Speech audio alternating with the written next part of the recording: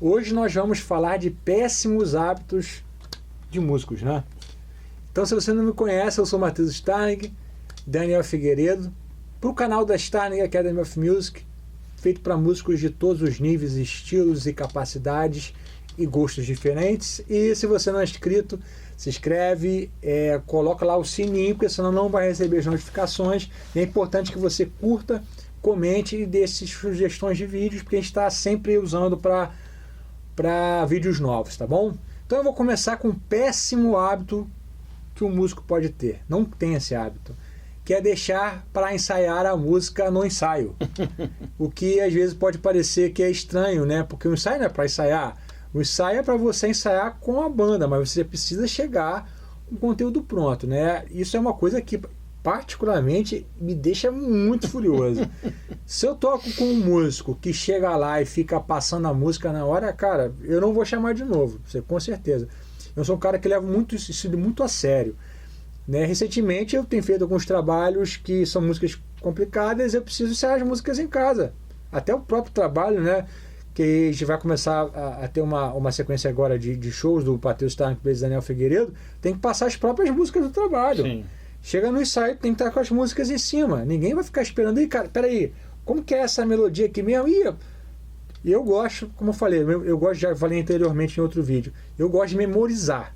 Gosto de memorizar harmonia, melodia, sair desse processo de ficar pensando. É claro que no ensaio você pode chegar com a música ainda não memorizada, mas você já tem que passar essa música em casa antes. Você chega no ensaio, é para você fazer uma leitura fina da música, você interagir com os músicos, ou de repente uma parte com um cara entendeu de uma maneira, outro entendeu de outra maneira, mas então o ensaio é para você, não é para você passar a música, tá, galera? Péssimo hábito para músico. Eu lembrei de uma aqui que é muito, que me influenciou muito, que eu percebi, porque não que a gente seja perfeito. Eu vou começar com uma coisa que eu faço que é rara e que é boa, mas eu devo ter cometido outros milhões de erros, né? Que fique claro. Mas é uma coisa curiosa e é mais comum em guitarristas. Eu sempre toquei muito baixo, muito baixinho. Eu colocava lá no volume 2. Na hora de ensaiar em casa? Não, geral. Sim. Sempre. Eu nunca gostei. E eu vejo que guitarrista tem uma tendência a ser muito egocêntrico sonoramente. Então, quando eu chegava nas bandas, ou entrava nas bandas, ou eu estava tocando num show que o mixador lá, o técnico de som, nunca tinha trabalhado comigo, muitas vezes eu fui elogiado. Então eu acho que é um péssimo hábito do guitarrista é tocar alto. Porque realmente, às vezes a válvula esquenta, tem que estar com volume alto para dar o sonoridade. Sim. Só que a falta de senso comum, né, de você fazer parte de uma banda, atrapalha demais. Tem guitarristas que são insuportáveis. Uhum. E não só guitarristas, como eu lembro de um caso de uma banda que quando eu fui operar o som delas, né, que eles me pediram, eu estava lá, eu acho que passeando na cidade deles, amigos meus, e eles sempre tinham tocado numa cidade. Quando eu fui operar o som deles, eu falei, cara, não dá, desliga a mesa de som, não tem nada o que fazer aqui, o som está tão alto no palco que não tem o que fazer, não vai sair nada, eu vou colocar a voz aqui e vou embora. E o cara, pô, mas peraí, como é que é? Eu falei, cara, vocês têm que abaixar todo mundo. Aí, cara, mas eu não sei se eu vou conseguir. Então não tem show, então o show é uma desgraça.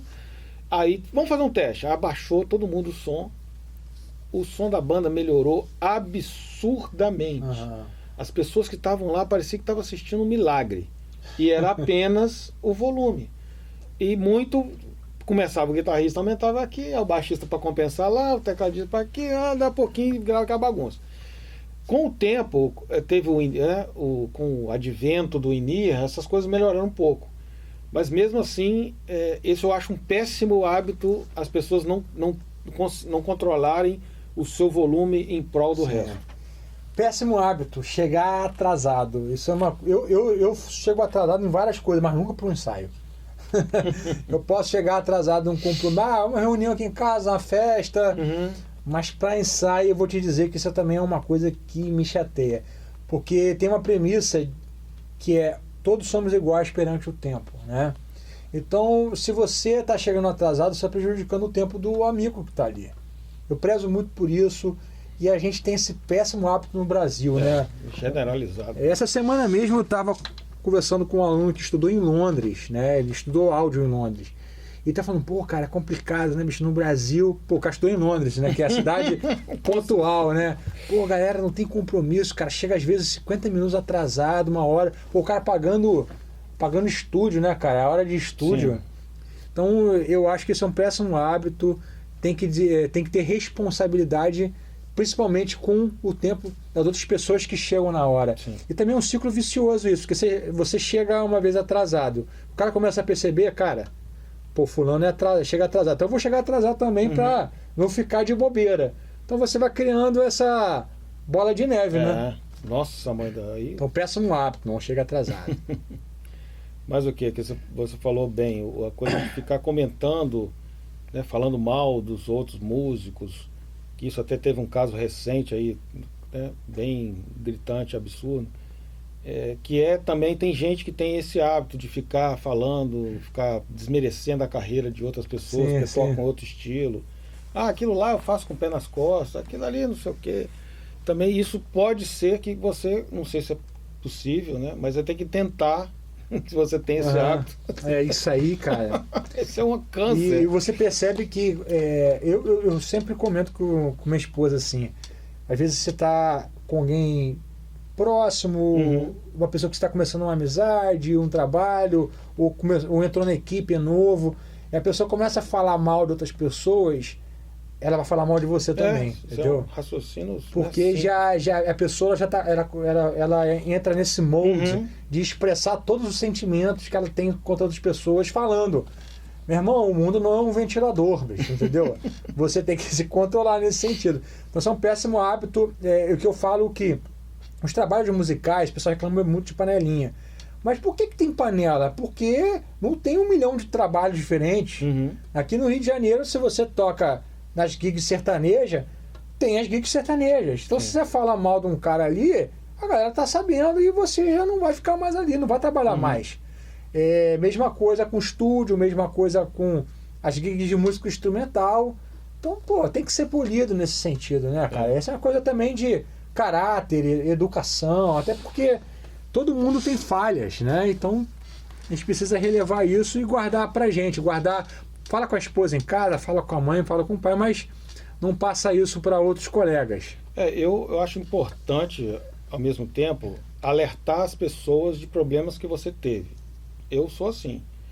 Se eu vejo você se aproximando da pessoa que eu tenho problema, eu vou lá e te aviso. Porque eu acho que é um compromisso meu de falar, eu tive problema com essa pessoa, ela fez isso aqui comigo. Pode ser que com você ela nunca tenha problema nenhum.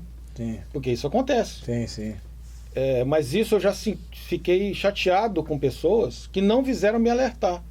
Viram, às vezes, começando um trabalho com uma pessoa, sabiam que aquela pessoa não merecia aquilo, que a pessoa tinha falado mal de mim, o caramba 4, mas não vieram me avisar. Aí depois que deu o problema, cara, eu sabia que dá. Pô, bicho, você não me falou, caramba.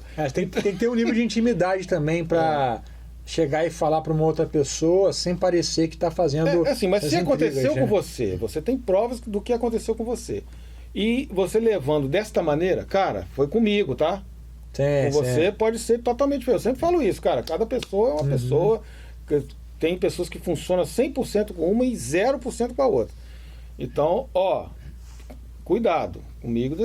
Cuidado, como diz como é que chama? Não sei o que de galinha, nunca fez mal a ninguém. Tem um negócio assim. Caldo de galinha? Tem um ditado antigo que precaução e não sei o que. Caldo de galinha. Nunca fez.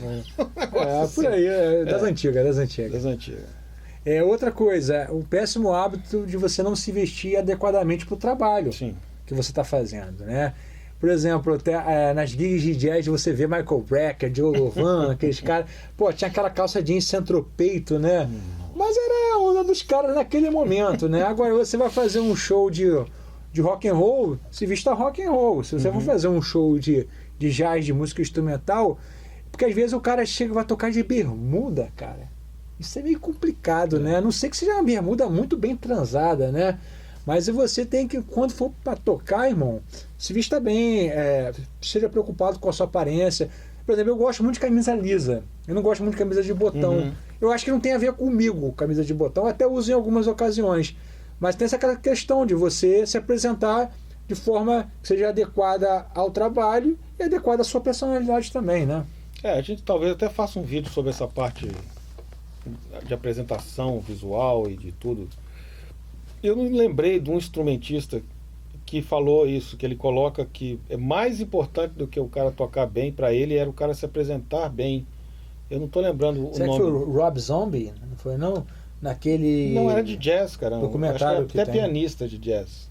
Foi muito curioso, porque não tinha nada, mas ele queria se apresentar com todo que ele tinha que ter terno na época. Sim. Eu não estou lembrando quem é. Aí, quando a gente lembrar, a gente escreva ali. Mas isso realmente porque não é um preconceito, não é nada, é simplesmente porque a visão já é muito forte. É um sentido. Sentido. A visão, hoje eu estou travado. Também, gente, é o nosso 5º vídeo de hoje. Às vezes o cérebro já está capengando aqui. Mas o senso da visão, o sentido da visão é muito forte. Então, aquela história de você, a primeira impressão que fica, não sei o quê. Eu mesmo não dei esse valor durante muito tempo. Eu acho que paguei um preço, ainda bem que eu consegui pagar o preço, tá? Mas eu paguei um preço alto disso. E hoje em dia eu recomendo outras pessoas sobre isso. Sim. Dessa coisa de você se vestir, da coisa de você estar. Eu recomendo pessoas, por exemplo, que usam perfume demais. Outro dia eu comentei com um cara, eu falei, cara, você tem que ter cuidado, cara, esse perfume tá demais. Por quê? Tem pessoas que não é que não gostam, tem pessoas que não gostam, pessoas que não conseguem, que se sentem sufocadas. Aí de repente o cara sai de uma banda porque ele usa perfume demais. Pô! Né? Porque ninguém vai chegar pra ele, pô, bicho, para de usar perfume. Aí é mais fácil mandar o cara embora e trocar. Não, eu já soube do cara que é fedorento, né? Tem também, mesmo. Um péssimo hábito é você ser aquele cara que faz corpo mole o tempo inteiro. Pessoal, pô, cara, vamos ensaiar mais umazinha? Sim. Pô, não, cara. Pô, bicho, Puxa, cansado, né? E engraçado porque lá na escola aqui física do Rio de Janeiro, a gente tem bastante ator de televisão mesmo, gente que é globalmente conhecida. Então eu estava conversando com um desses atores que estava falando de um outro ator que estuda na escola que é um ator muito conhecido, chamado Daniel Oliveira, né? E ele estava falando o seguinte, cara, você sabe por que o Daniel trabalha tanto? O cara não para de trabalhar, é um convite atrás do outro. Porque além do cara ser bom, ele é aquele cara assim, que chega para ele e fala assim, pô, Daniel, puxa, aquela cena não deu certo. Ele, bora, vamos gravar de novo, meu irmão, vamos fazer agora, pô, vamos lá. Pô, Daniel, o cara, a gente não conseguiu um hotel bacana pra você, bicho. Vai ter que cair na casa do maluco. Tranquilo, pô, o cara tá sempre assim, disposto. Então, você conquista as pessoas. Tem muita gente, cara, que é excelente, mas é pela saco, Sim. que ninguém quer trabalhar. Pô, você deve conhecer. Tem gente que é música que eu admiro, que eu não chamo pra trabalhar, meu irmão. Tem Porque gente que eu não quero conhecer, pra você ter uma base. Tanta história de tantas pessoas, amigos em comum, que se o cara, pô, vamos lá conhecer. Não, prefiro não conhecer, deixa quieto, tá bom assim. Porque, né, você vai conhecendo, aí de repente o cara te chama pra um projeto, aí você, cara, tem certas pessoas que realmente, essa vibe de tratar mal as pessoas, Sim. Né, que é uma outra coisa também, que as pessoas não, o cara trata mal o road, e trata mal o técnico de som, e isso também é um ambiente ruim, porque aquela velha história da maçã podre, né, no saco, ela pode contaminar tudo. Sim. E tem um problema que eu vou falar que eu cometo, que é falar demais. Às vezes eu falo demais e depois eu me arrependo, assim, porque eu quero, né, a gente gosta de se expressar, a gente tem muita coisa para falar, não sei o quê. Então eu reconheço que eu mesmo atrapalhei, assim, atrasei alguns trabalhos, porque tinha gente tão legal e o papo fluindo são pessoas que você sente à vontade. Sente à vontade, não vai ter mais outra oportunidade daquela, de estar com aquelas pessoas. Mas depois eu falei, cara, podia ter falado menos, podia ter focado na gravação. E eu sempre fico tentando me limitar a isso. Ó, aqui, ó, vamos gravar aqui, acabou a gravação, eu converso. Só que às vezes acaba e todo mundo se dispersa e nunca mais você tem aquela chance. Então eu me sinto meio culpado, meio assim, não deixei de fazer nada por conta disso. Mas é uma coisa que eu recomendo também, que eu cobro de pessoas que trabalham comigo. Quando começa muito papo, uma coisa atrás da outra, e lembra da outra, eu falo, parou, vamos lá. Porque senão realmente... E até uma coisa que me contamina. Porque se eu não me vigiar, eu também entro. Certo. Então, ainda bem que eu trabalho a maioria do tempo sozinho. Isso que me ajudou muito. Tem muitos péssimos hábitos assim que a gente poderia elencar aqui. Eu vou terminar com um que eu não gosto de misturar um horário, um momento profissional de gravar, tocar, o cara começa, por exemplo, beber. Sim. Ou então, já aconteceu chegar no estúdio, tá produzindo um trabalho, o cara começa a apertar um bagulho de maconha. Nossa. Não se importa, pô, não importa, velho. Pô, eu não quero que você fume do meu lado. Não me entenda mal, você pode ter o seu hábito. Nossa. Ou então o cara... Fora o risco policial, né? Risco... Então, mas assim, tem gente, cara, que é completamente alheia a essa realidade. Gente. Acha que tá tudo bem, que todo mundo bebe e usa drogas, entendeu? Eu sou um cara bem criterioso com isso, entendeu? Por exemplo, nesse caso, eu nunca mais trabalhei com essas pessoas, né?